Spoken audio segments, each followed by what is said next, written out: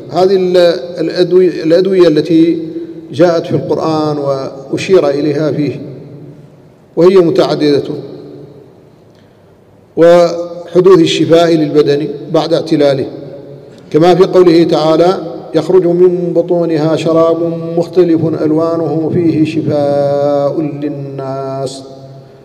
فقد بين الله أن العسل الذي يخرج من بطون النحل مختلف ألوانه باختلاف تغذية النحل، فمنه ما يكون أحمر، وما يكون أسود، وما يكون بين ذلك، ومنه ما يكون أبيض، ومنه ما يكون سائلا شفافا، ومنه ما يكون منعقدا، فهو أنواع، وكل علاج لمرض، فليس كل عسل علاجا لكل مرض.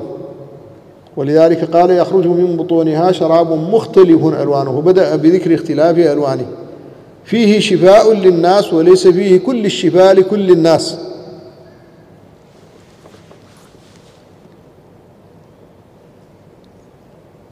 ثم زاد أي القرآن على طب الأجساد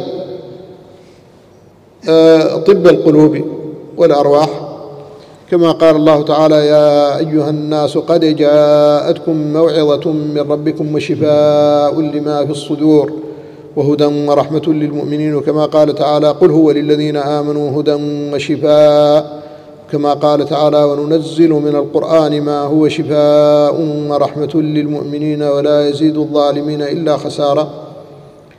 وهذا كان أيضا شفاء القلوب والأرواح كان موجودا لدى العرب من أمر واحد، وهو الغضب، فيشتفي الإنسان بأخذ ثأره من عدوه، كما قال عنترة: ألا هل أتاها أن يوم عراعر شفا سقما لو كانت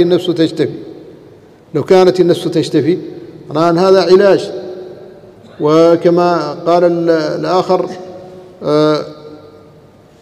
في يقول: نعم، ولقد شفى نفسي، هو عنترة نفسه: ولقد شفى نفسي وأبرأ سقمها قيل الفوارس ويك عنتر أقدمي. فهذا شفاء النفوس.